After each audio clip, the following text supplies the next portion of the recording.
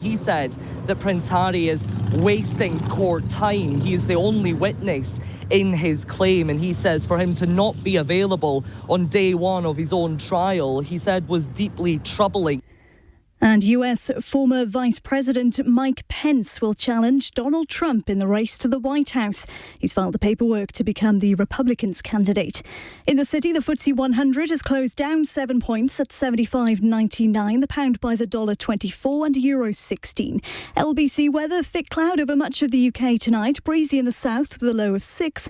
A largely warm and sunny day tomorrow with some cloud and drizzle in the east and northwest. Highs of 23 Celsius. From Global's newsroom for LBC, I'm Charlotte Morgan.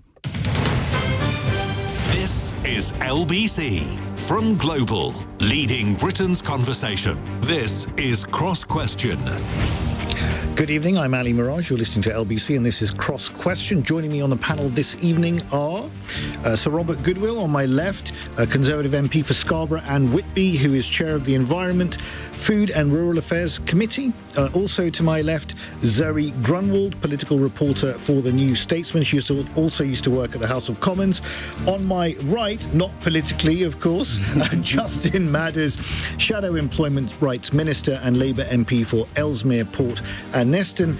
And also on the right is Ryan Shorthouse, founder and chief executive of the centre-right think tank Bright Blue. That's the panel. You might want to ask our panellists about Rishi Sunak's announcement that the government is buying 2 more barges to house refugees in, and that small boat crossings on the Channel are down by a fifth. We were discussing that in the last hour. The new trial of a universal basic income, which will see 30 people paid £1,600 a month to use whatever they want to, and then they can earn money on top of that through working.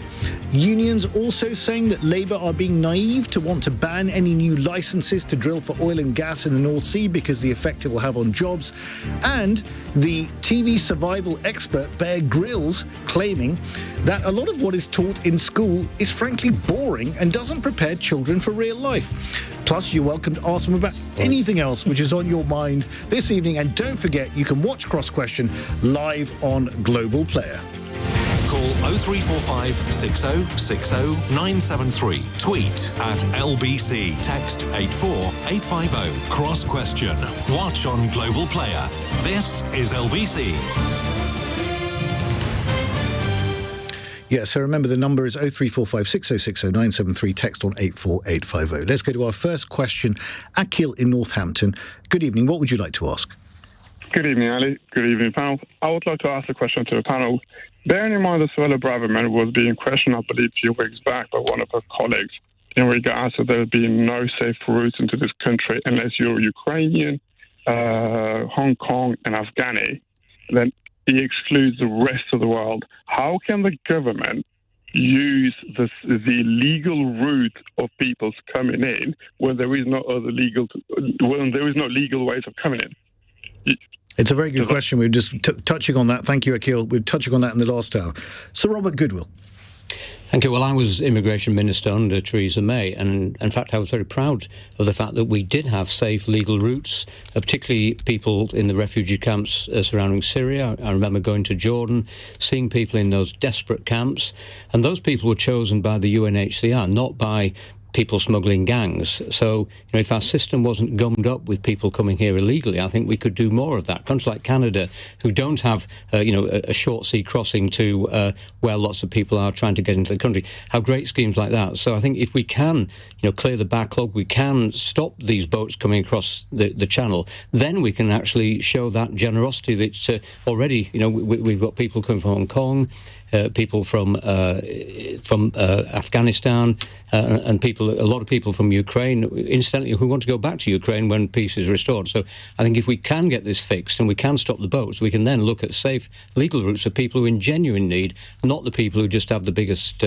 checkbooks to pay the people smugglers. And Sir Robert, if you also, I don't know if you were listening to it in the last hour, Ben from Brighton was asking this question about the legality. This is often said that these people are arriving here illegally, and under the Refugee Convention they can go to any country they want. What is your answer to that particular charge, that they're not illegal at all? They can come and claim asylum wherever they want to? Well, no, under the Refugee Convention, they should claim asylum in the first safe country they reach. Last time I looked, France was not an unsafe country.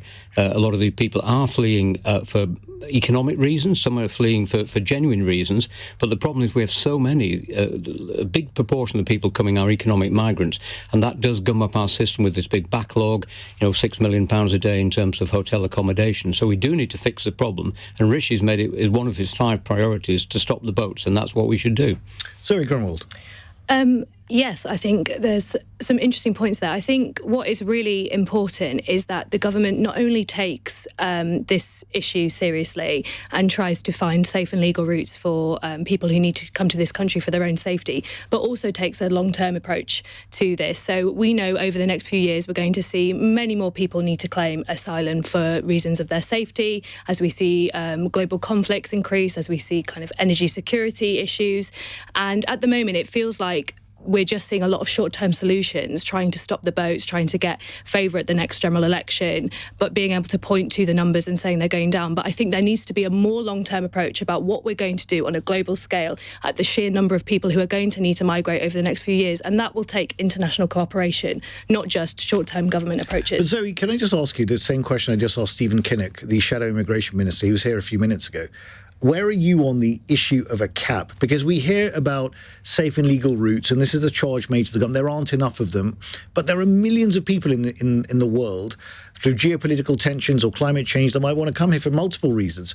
Where are you on the cap issue? I don't think a cap will work in practice for the reasons I've just said. I think we're going to see vast numbers of people who are going to need to leave their country for their own safety. We can't take them all. No, of course. So I think what we do need, going back to my original point, is more international cooperation. So maybe there would be some system where countries have certain quotas of people, but it will need to be an international agreement, and there will need to be countries working with each other. It's simply not viable for a country to say, I am not going to accept X amount of people when we're going to see huge amounts of problems over the next few years. So I would like to see more international cooperation, and I think more the government working with other countries to find sustainable solutions to the migration crisis. Justin Matters, not enough safe and legal routes. Well, I think that's probably correct. I think the point Robert's made about the small boats issue clouding the conversation we ought to be having about which countries we want to create safe and legal routes for is right. I think it's also probably the case that the Afghanistan resettlement scheme is not working as well as it should, and I suspect that we won't have a sort of specific issue like we've had in Hong Kong and Ukraine again in the future. But as Zoe has said, there are almost certainly going to be humanitarian, possibly climate disasters over the next decade or so that we're only going to be able to solve if you work internationally. Do you think the system's fair? Because there is often this argument that the Ukrainians, we took in about 200,000 Ukrainians. We're not so generous with everyone in war zones. Is there a double standard that creeps in?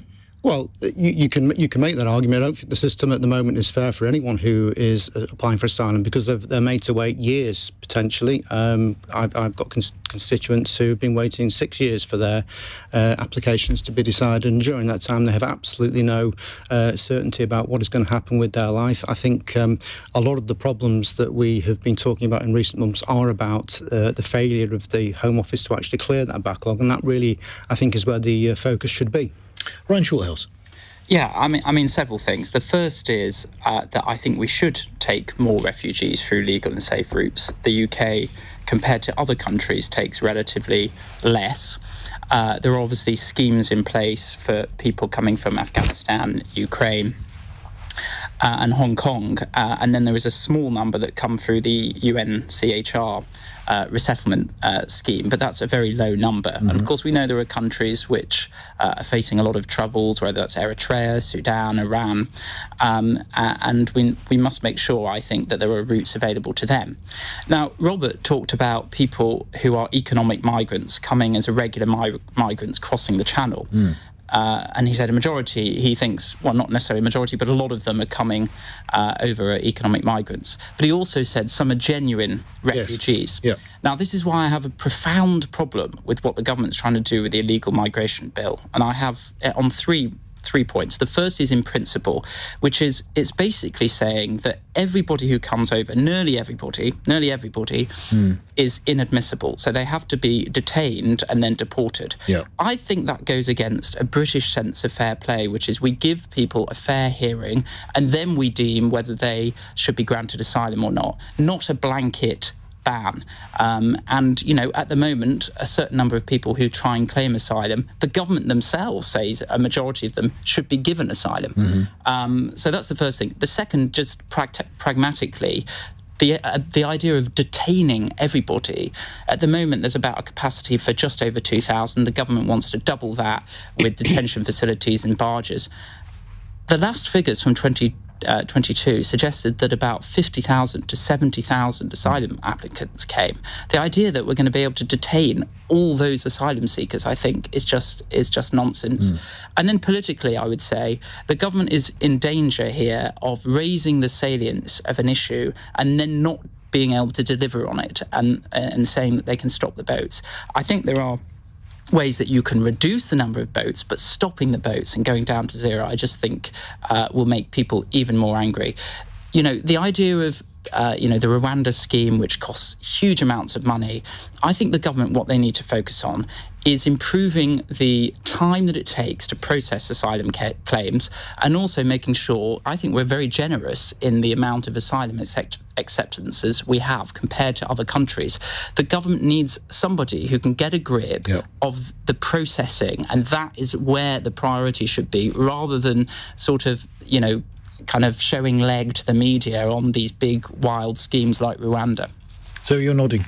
Yeah, I agree. I think Sunak is in danger of making this issue his top priority and not being able to achieve the record that he's trying to get. He keeps talking about stopping the boats. His government keep talking about stopping the boats. You're not going to be able to stop the boats by the time of the next election. So I think there needs to be a more reasonable discussion about this. I also agree with Ryan that we're at danger of dehumanising refugees and asylum seekers in the way that we talk about them. I think when you talk about them increasingly as numbers, as issues to be solved, you run the risk of creating a lot of tension around the issue. And as I've said, I think we're only going to see more of a crisis with the number of people needing to migrate. So I think having a sort of healthier, more balanced discussion about it and with more realistic targets is a much better direction for the government to be going in. So, Robert, isn't the processing of the backlog the fundamental issue, as Ryan's highlighted here? Well, obviously, the fundamental issue is preventing the numbers coming into the system and breaking the business model of the people smuggling gangs. When I was in Nigeria to sign a returns deal with the Nigerian government, people who overstayed their visas, we had biometric data, there was no doubt who they were. And they told me that the people coming in through the Sahara, through the Mediterranean, across the Channel, weren't the very impoverished people from the north of the country where Boko Haram were causing chaos. They were fairly middle class by Nigerian standards people who could afford to find the £5,000, £6,000, £7,000 they needed to get across. And they told me the best thing we could do is return those young men, and they were pretty much young men, to those villages from where they'd come in Nigeria, and that would send a very clear signal that you're wasting your money paying to get your kids. Return them to Nigeria, don't send them to Rwanda. Well, that was a returns agreement because those people had come on visas, they'd overstayed those visas, and we could return them to Nigeria, and that was a deal that we signed. Justin Madders, you might be in government in a year and a half. Yes, and this is one of a very long list of things we're going to have to sort out, which will not be straightforward. I just wanted to come back to what Ryan said about this being one of Rishi Sunak's political priorities and how it might rebound on him, because, I mean, let's be clear, today he has picked a very select piece of statistics comparing 5 months of a year, which is pretty unusual, with last year, which of course was the highest number of illegal boat crossings we've had, to say that there's been a drop. The weather could have been part of the explanation for that. The fact is that we are still seeing 3 times as many people coming over on boats as we had 2 years ago, 8 times as many before COVID, and he's got, these 5 priorities, pretty modest priorities, to go into the next election. And I think that cherry-picking statistics when it's an opportune moment may well come back to bite them on the backside. Well, we'll see. But biting on the backside, sorry, it's conjured up all sorts of images which I'd rather not think about. This is a very civilised panel. Feel free to be a bit more robust with each other. I will promise you I will not interfere too much and just steer the conversation. You're listening to Cross Question. If you want to put a question or a text to our panel, the number's 03456 60973 or text 84850. You're listening to Cross Question on LBC. It's 8:70. This is LBC. No.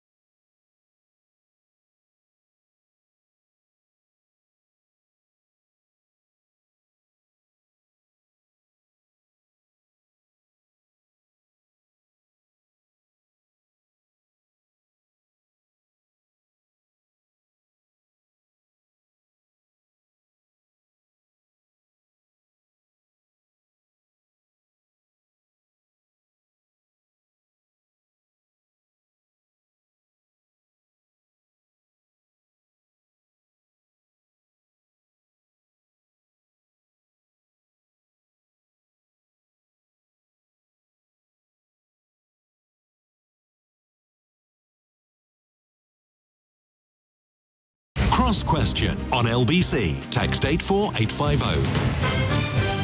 You're listening to Cross Question. It's 8:18 on LBC, and I'm joined by a stellar panel from left to right here. Sir Robert Goodwill, Conservative MP, Zoe Grünewald from the New Statesman, Justin Matters, for the Labour MP, and also Ryan Shorthouse from the think tank Bright Blue. Our next question is a text question from Danny in Inverness. Who's right about North Sea oil and gas? Labour or the unions? And just a bit of background, in case you missed this story. Labour intends to ban any new licences to drill for oil and gas in the North Sea as part of efforts to transition Britain towards green energy sources and meet our target of becoming net zero by 2050. Existing drilling would be able to continue. Two Labour-supporting unions, Unite and the GMB, have criticised the policy, with the GMB's General Secretary, Gary Smith, calling it naive. Well, I've got to come to you, Justin, on this one. Yeah, well, I understand why trade unions are always going to be concerned about policies that might impact on the jobs of their members, but I would say that I think that if we handle this transition in a just way, which is what the Labour Party hope to do, there won't be any difficulty. In fact, it will be an opportunity for hundreds of thousands of new jobs in the green industries that we hope to promote as a result of this policy change that will benefit those trade union members. It's about 28 years as an average time from a new gas site to be opened up before it actually becomes operational. So really what we're saying now is, do we really want to be starting new gas sites in the North Sea in the year 2051? I would suggest that we certainly don't, and that is completely inconsistent with our climate change ambitions. Well, can I just ask you on that? Because are you then in favour of, in the interim period, until we become completely self-sufficient and we solve the issue of baseload power, are you comfortable with taking in liquefied natural gas from Qatar and other places in the Middle East, or wherever it may be from, rather than granting new oil and gas licences? Well, as I've explained, I don't think there's going to be that question in the interim, because it takes so long to get the gas out of the sea. What we're talking about here is really a situation where we've got the commitments in the Labour Party's manifesto for our Green New Deal to try and really make that step change that we need to fight climate change. It is an opportunity for us to be a global leader. Of course, there will be, difficult choices to make, but I think it is the right thing to do, and it can be done in a way that doesn't harm people's jobs. I think if we start putting policies forward that do that, we will start to lose the public's support, and I think the public at the moment is on side for tackling climate change. So there's no doubt that this is a careful balance, but it's absolutely the right thing to do. Ryan Shorthouse?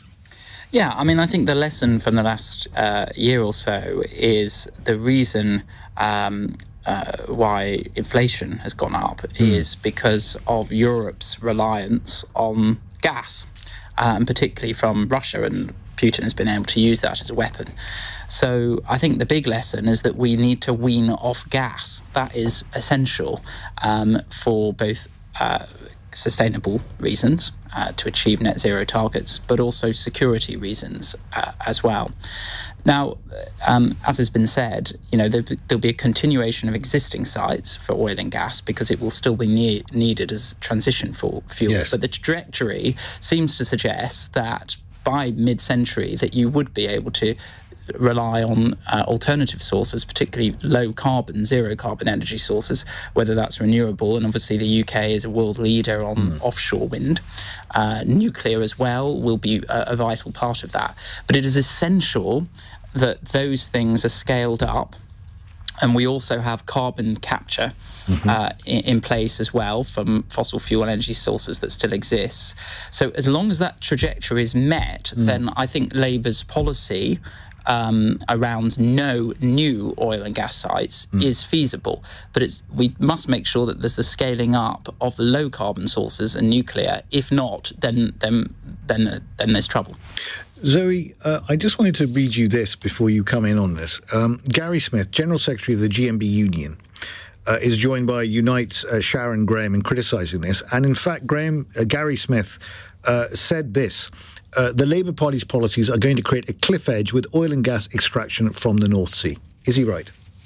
Well, I think it goes back to what both Ryan and Justin were saying, which is that we have to make sure we're prepared for the transition. The transition is necessary. We know that there is a real need to move towards net zero and to make good on climate pledges. The Labour Party are pledging a huge amount of money to invest in preventing climate change and creating green new jobs and things like that.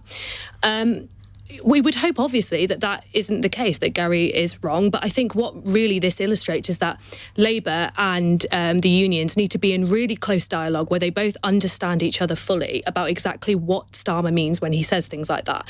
I think the policy is pretty sensible. I think part of it is just making sure that there's an understanding that any jobs that disappear as a result of this will be then brought along with their $28 billion investment in new green jobs. Well, it's interesting because today, and I'll come to you on this, Sir Robert, we had Grant Shapps thinking twice about the hydrogen investment because it's going to actually increase everyone's bills. So that's also been brought into this equation as well, right? So if we're going to be going for alternative fuel sources, it's all going to cost us more. What's your view on this? Well, for once, I'm with the unions on this. Wow. Yes, Okay, yes, good. We are in the middle of transition, but we can't just replace North Sea gas with gas imported from, fracked gas from America or LPG from the Gulf. And, if we look at technology like carbon capture and storage, that needs gas as a feedstock. You can make hydrogen out of natural gas. And of course, we're looking at offset schemes, particularly agriculture, which is my industry, looking at how we can plant trees and do things to offset that carbon. But what we can't do is allow ourselves to be vulnerable as we were, not as vulnerable as a place like Germany, but vulnerable to the global energy market. So I think the North Sea reserve needs to be used sustainably. And we must not forget, we talk about nuclear, talk about wind, but they can produce electricity. But the average house has 7 times as much energy going in through the gas main as through the electricity wire. So we need a massive increase in the amount of electricity we can produce. And I don't see that trajectory meeting those requirements in the same way that using gas from the North Sea can, if that's done sustainably. Ryan? Yeah, I mean, Robert has a good point about that. And as I say, the trajectory around low carbon sources has to be met. And CCUS, the other thing about carbon capture and storage, yeah. Yes, it's still quite nascent and not. Well, so is battery storage. Correct. So is battery storage. Yeah, so that, to meet the net zero targets, the CCC, the Committee on Climate Change, is basically betting on CCUS being used in quite a widespread sense. So my view is that as long as we can, some days the amount of energy, the amount of grid, which is the source of it, which is low carbon renewable energy, sometimes is over 50%. We've had that, but we just got to make sure that that's consistent. That's electricity, not that's total electricity. energy use. Yes, yeah, that's electricity. So there is a need, of course, to decarbonise the gas supply as well, and hydrogen is obviously one source, and there's been some trials around heating using hydrogen, and that's proving quite promising. But Grant Shapps is saying it's going to cost us all more. He's thinking twice about it now. Yeah, and we need to be, it is going to be costly, some of this transition. Do we need to just be honest with people, Justin? Because, Ryan's making... Sorry, Ryan, you finished your point. The final point I would make is, some countries have talked about, some of the revenue that comes from green jobs, earmarking that and providing reimbursements, particularly to lower income people. So, for example, in Canada, there's kind of climate checks. I think things like that will be quite useful because there will be some costs involved, and we must make sure that the distribution of that is right, and people don't feel that it's becoming incredibly burdensome. Justin, have Just Stop All won the argument with the Labour Party? Well, look, we've always been sympathetic to the need to tackle climate change, but we certainly don't agree with their tactics, that's for sure. Take their money, though. You take the same well, we don't actually... Well, we take our money off Dale Vince, who's the owner of Ecotricity, which is a completely different organisation to Just Stop Oil, so I wish we'd stop on that one. And if you want to get into donations the Conservative Party have got, we could spend the rest of the show on that. But... I just want to come back on what Ryan said about hydrogen, because in my constituency there's been talk about a trial for hydrogen for home heating, and it's not gone down very well because people have been looking at significant changes to their own properties, possibly higher expenses. There's been concerns about safety as well, and overall it's gone pretty badly. So the idea that we can change overnight without having to have some pretty difficult conversations, as Ryan has alluded to, is absolutely correct, and it will take time, but we absolutely have to do this. We cannot afford not to, and we've got to get on with it. I'm just thinking, Zoe, do you have any other further thoughts on this particular one? I just think that this is going to be a real challenge for leaders in every country to come. We need the green transition. There are real difficult political questions to ask. There is a lot of money involved. Labour have got this amount of money they're pledging. They need to now expand on it, what it means for people. Is it going to cost people more? Are we going to see more jobs? Where are they going to be? And just kind of inspire people in that conversation. Yep. So people can see their futures and they can see the future is green and it's not going to harm them.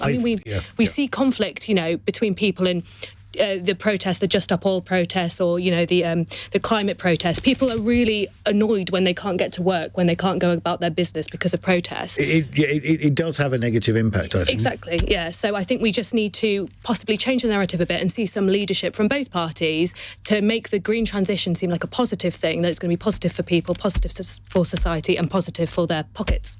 Okay, I think the point's well made. I still worry about baseload power and the transition and how long it's going to take, because we do need to keep the lights on because the wind doesn't blow all the time and the sun doesn't shine all the time. But fascinating. And it also got sparky at 8:28. There was a little bit of sparkiness on the panel breaking out here. Who knows what's going to happen after the break? You're listening to Cross Question. Get your questions in. You can phone on 0345 6060 973. Text 84850. You're listening to Cross Question on LBC at 8:30. The news headlines with Charlotte Morgan. The Prime Minister insists his plan to tackle small boat crossings is working. After a returns agreement with Albania, Rishi Sunak claims they're down 20% compared to last year. Stafford Boots and British Airways are among those who've had their personal details accessed in a worldwide cyber breach. Their payroll provider has been targeted. And US former Vice President Mike Pence will challenge Donald Trump in the race to the White House. He's filed the paperwork to become the Republicans' candidate. LBC weather: cloudy over much of the country tonight, a low of 6. Warm and sunny tomorrow with a high of 23. This is LBC.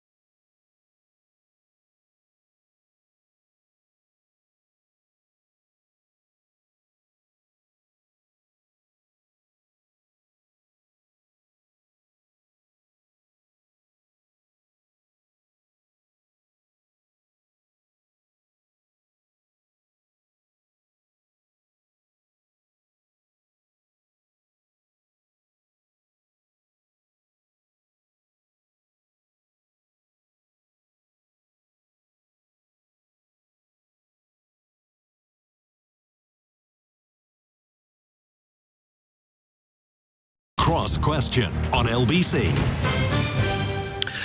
I'm Ali Miraj. You're listening to Cross Question on LBC with my stellar panel. Ryan Shorthouse from the think tank Bright Blue. Ryan, you're CEO and founder, but you're thinking of standing down, are you? I am standing down later in the autumn. What are you going to do? That's top secret. Oh, I thought you were going to break it. I thought it was going to be breaking I am news. still chairing Bright Blue, so I'll still be around. So hopefully you'll still have me on Cross Question. Okay, so your influence will still pervade, of course. Very, very good. Also, Justin Matters, the Labour MP, and also Shadow Employment Rights Minister, and your constituency is in Ellesmere Port, up in the Merseyside. And you also, there's a Sheffield University vibe going on this panel, because you went to Sheffield University, and so did Zoe Zoe Grünewald from the New Statesman as well. So I'm not quite sure. Sheffield is certainly in the house. After me. Sheffield is certainly in the house, and also joined by Sir Robert Goodwill. I went to Newcastle, by the way. Absolutely brilliant uni, very good. A Conservative MP for Scarborough and Whitby, also chairing the Environment Committee. So get your questions in 0345 6060 973 and text on 84850. Now, Anne in Harlow has got a text question. And it's this: the judge at the phone hacking trial, which Prince Harry has taken out against newspapers, says he is a little surprised that Harry didn't turn up to court today, with defence lawyers saying that he's wasting court's time. Is he just taking us all for fools now? If he can't be bothered to turn up to the court case he is involved in and he wanted to happen, what on earth is going on here? For a bit of background, the Duke of Sussex's case is against Mirror Group News. It owns the Daily and Sunday Mirror, also the Sunday People. He wasn't in court today after being in LA yesterday to celebrate his daughter Lilibet's second birthday. The judge had said that each of the witnesses should be present when their individual cases were discussed. He is expected to give evidence tomorrow. Zoe? Well, I don't know why he didn't turn up to court. You'd think if the judge had asked for him, he probably would have liked to, especially because it's his court case. But to be honest, I feel like if he gave any excuse, a lot of people would just say he was doing it on purpose to annoy everyone. I think we spend a lot of time talking about Harry and Meghan when there's plenty of other things to speak about. I know it's frustrating for people involved in the case, and I'm sure he has his reasons, but I don't personally know why he didn't turn up. So, Robert? Yeah, I long stopped being interested in anything Prince Harry gets up to, and I think the same would apply to Philip Schofield too, to be honest. I think there's an important matter of principle here in people's privacy. You know, if phone hacking had been carried out, then that is an intrusion upon that. But at the same time, of course, we have journalists who are very keen that, you know, they can expose wrongdoing where there's wrongdoing. So I think it's a difficult line to lead. But certainly, if I was paying the sort of fees that I guess Harry's paying his lawyers, I think I'd like to be there to see my money spent, if nothing else. But Justin, isn't there a point here that if you're raising an issue, you're bringing a case to court, and this is around intrusion and privacy and all of these things. It's a very important thing. And, you know, to a certain degree, I'm not Harry's biggest fan. I used to be. I even danced with him in a nightclub next to me once. But the point is... sorry, that's broken for the Too first much time. information. Yeah, indeed. Anyway, the point is that he may have a fair argument to make, but he can't even be bothered to turn up to court. It doesn't set the right example, does it? Well, look, I used to be a lawyer, so I would always make it very clear that I would expect my clients to turn up at the very least. I mean, I can give you a slightly amusing anecdote about people not turning up at hearings. There was a case where my opponent said that a witness was out of the country, so was unable to attend, and the judge granted an adjournment on that basis. Out of the country turned out to be Wales. Well, we had Stephen Kinnock on earlier. It might be, you never know. They might be going for independence at some point. Who knows? Ryan? Well, two things. I mean, I think he should have been there. I have a 3-year-old, and they've just had a baby.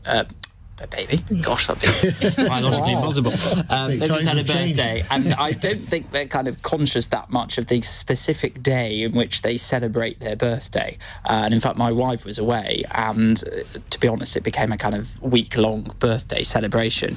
So I think there could have been a bit more flexibility. But the second point is, to be honest, I think the nation is getting quite bored, aren't they, of hearing about Harry and Meghan and William and Kate and all of that. Do you think he's got a point, though, on this particular one? I know that with the soap opera element of it and whether they're part of the royal family or not is a separate issue, but on the substance of this particular case, it's a serious business. It is a serious business, yeah. And then obviously, the court will decide and what's happened. But if Harry's argument stands, then yes, it's a very serious issue, and there should be implications for that, of course. Indeed. Well, look, we would ascertain that if you're a 3-year-old, Ryan Shorthouse's house is the best place to be in because your party will last a week. We've got a text in from Ellen in Falmouth. Why are people so scared of a universal basic income? Now, a bit of background on this. The first trial of a universal basic income in England will be held very soon. 30 people living in Jarrow in South Tyneside and Finchley in North London will be paid £1,600 a month for 2 years. They can use that money as they see fit to do whatever they want to with it. They can also earn as much extra money as they want through working. The trial is expected to cost more than £1.6 million over the 2 years. Ryan? I think it's a very bad idea. I'm not in favour of a universal basic income. Finland had a trial of it before the pandemic, and the evidence was not strong either way, and Finland believed, the government believed that it didn't warrant taking it any further. And the reason I think why it's a bad idea is for several reasons. The first is this. It could be very expensive. I mean, if every person in the country gets £1,600, that's trillions that everybody would be getting. I think that's a waste of taxpayers' money. We shouldn't be directing resources to people who don't need it. Cash transfers should be to people who really do need it. Of course, then people say, well, it doesn't need to be set that high. But then the problem becomes, are you providing adequate support to people with complex needs, lots of children, for example, high housing costs, disabilities? And the purpose of the reason why we have a complex welfare system is because people have different needs, and therefore we direct resources in that way. So the danger of a universal thing is that it doesn't provide enough support, or it's too expensive. And then the final thing why I'm against it is that there is the potential for it to disincentivize work. And I think work is very important, both for material reasons, for the contribution that you make to the rest of society, but also for psychological reasons.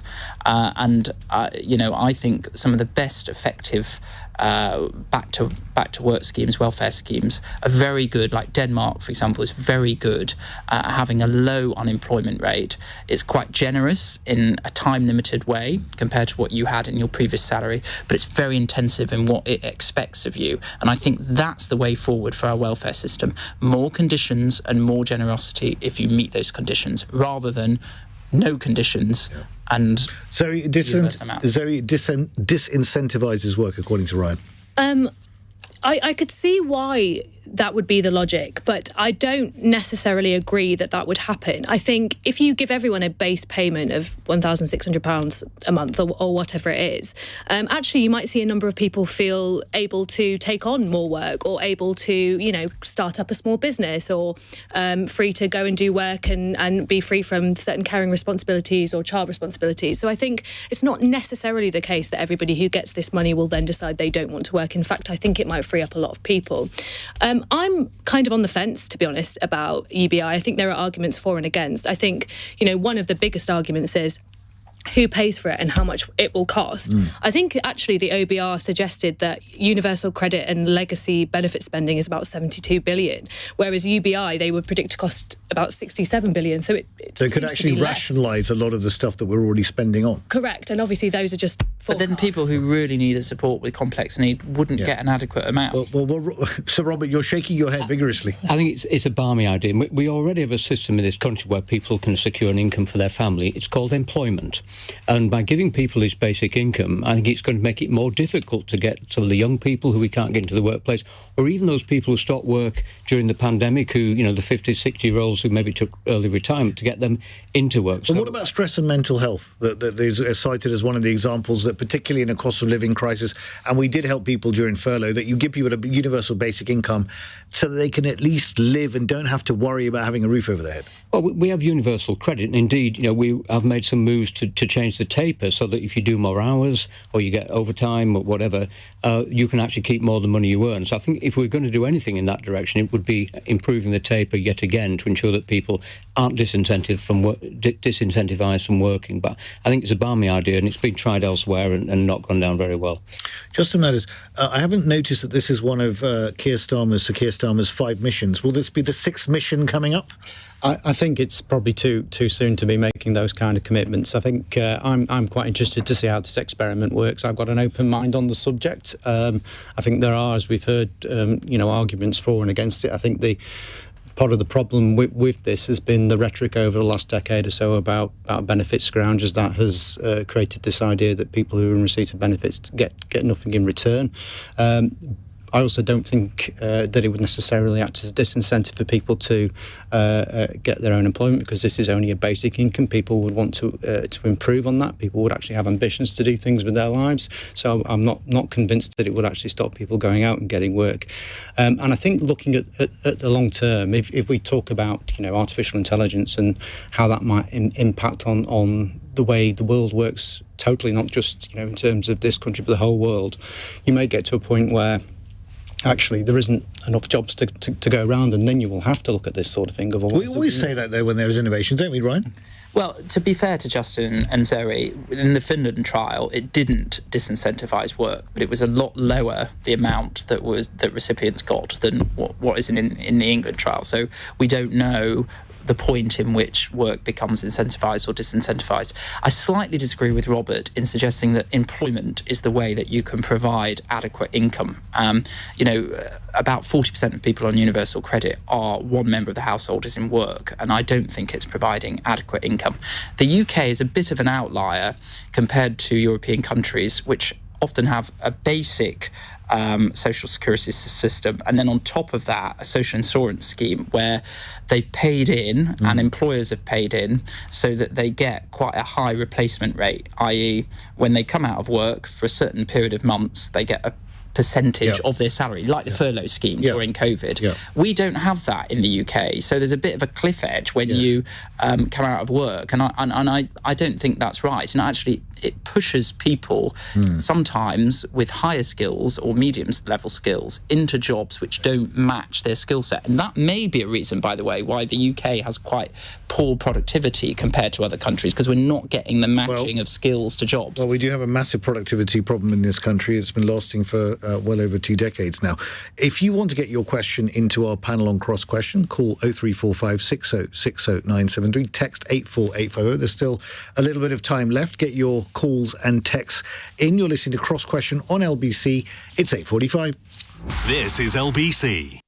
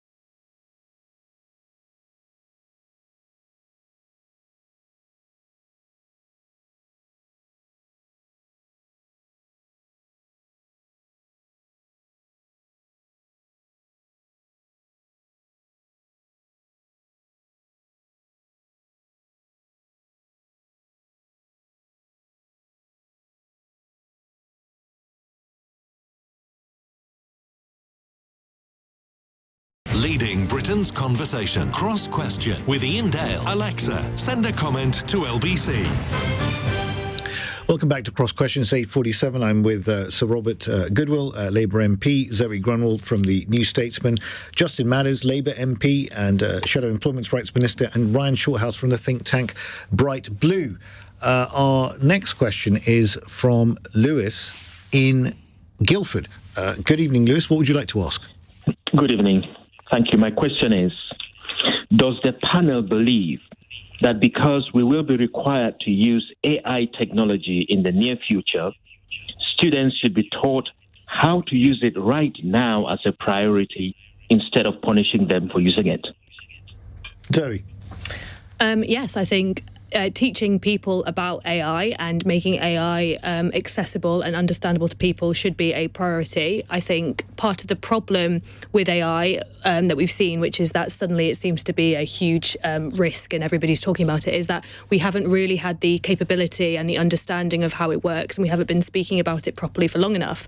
I think also part of the problem is a lot of the expertise around AI is concentrated in Silicon Valley, and very much kind of the realm of sort of the tech bros, yes. And it's being given to us, and we are supposed to kind of be thankful for that knowledge. So I think if we can make it more accessible, less terrifying, more understandable, that can only be a good thing for everybody, and especially young people. So more accessible and less terrifying, you're saying. Rishi Sunak's advisor on artificial intelligence, Matt Clifford, has said that AI systems will be powerful enough to kill many humans within only 2 years. And this is on the back of a lot of people within that tech sector being very, very worried. Sir Robert? I think potentially it could kill jobs, but as we've seen over generations, when new technology comes in, other jobs spring up. You know, people were smashing the cotton gins in Lancashire when they came in. Yep. People were against the use of computers, full stop. We still have some rail unions not wanting to use new technology because they think it might destroy jobs. But, you know, actually I think that if this is used properly, it's a good tool. What I wouldn't want to see, though, is students sitting their exams using AI instead of using their own brains. And I think if that will free up time for creativity, that's a good thing. But I think there's already issues with plagiarism and people cut and pasting essays as part of their university work and school work as well. So I think we need to be very careful. But I don't think we've got the stage it's going to kill people as yet. And I hope that the scientists are sufficiently in control of this technology that they can stop that happening. Justin, I mean, there are applications. I mean, obviously there's a question about whether it's going to wipe out humanity, but there are also very positive applications potentially of AI, particularly in education. What do you make of it? Yes, there certainly are positive applications, and we heard last week about an ability to detect cancers. It was an antibiotic, I think, that was created through the use of AI.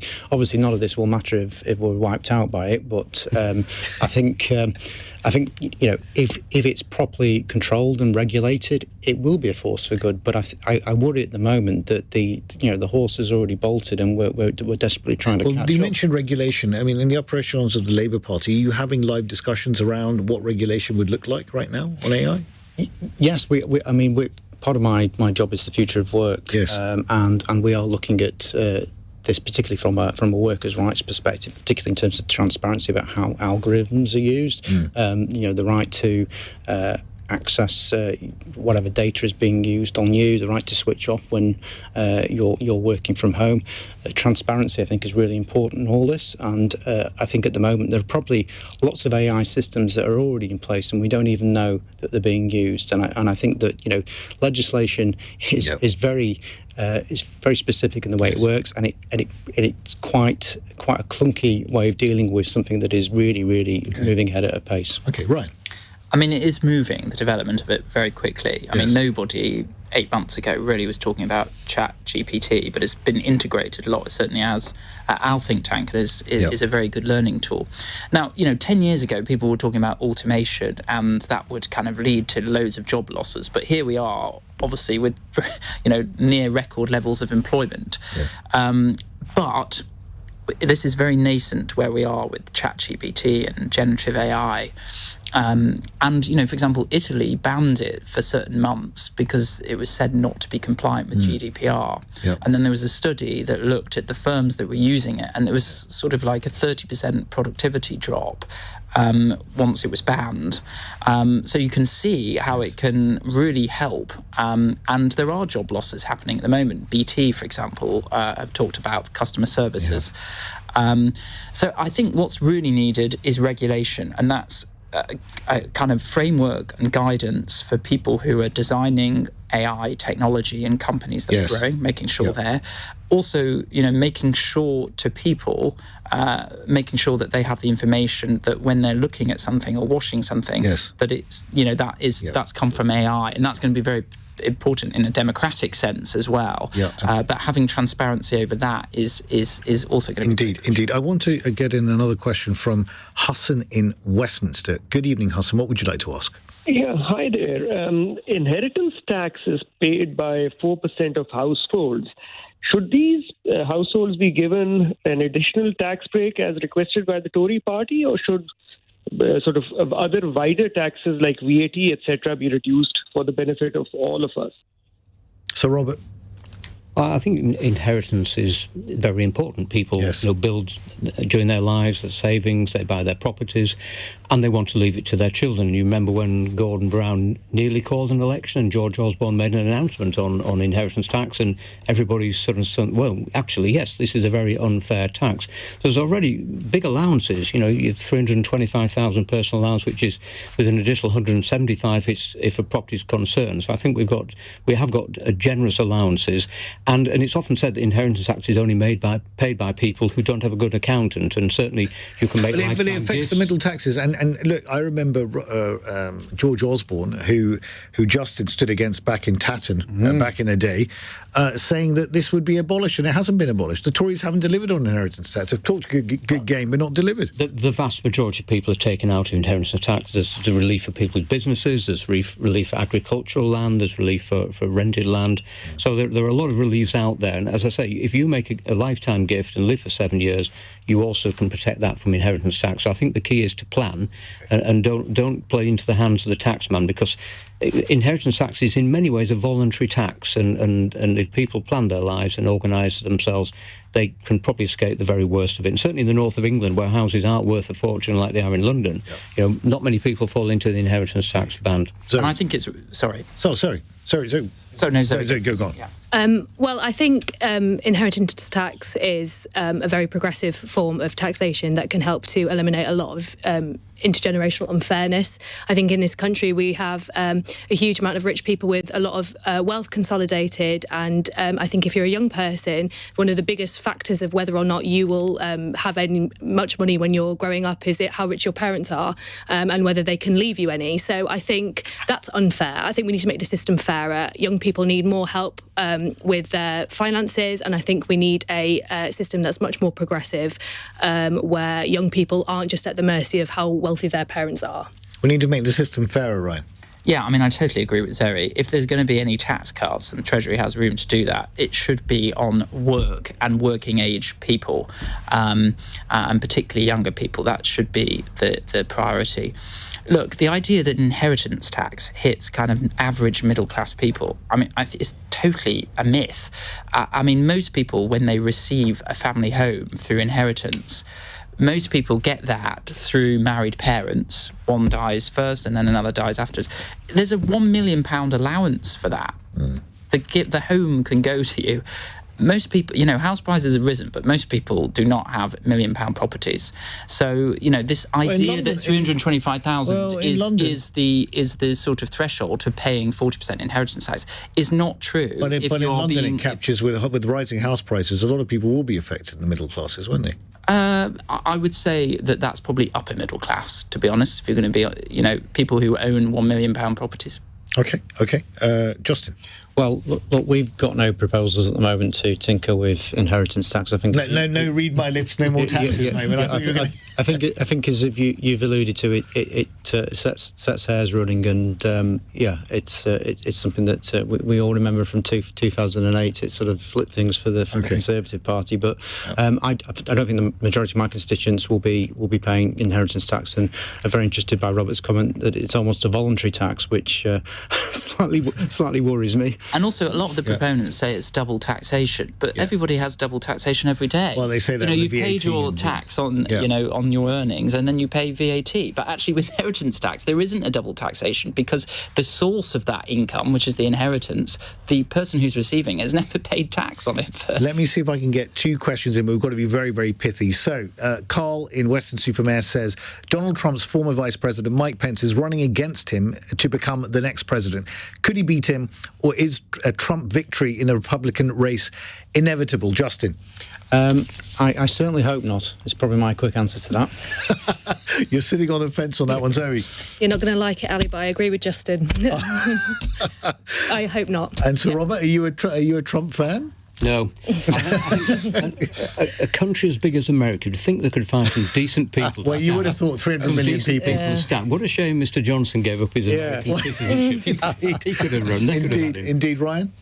Well, actually, there's interesting polling on what the average British Conservative voter thinks compared to the average Republican voter on many social issues. And the Republicans are a lot more to the right. The UK Conservatives are much more aligned with US Democrats on a lot of social issues, whether it's abortion, for example. So I think that's a very diplomatic way of saying you're not in favour of the Trump in the Trump corner.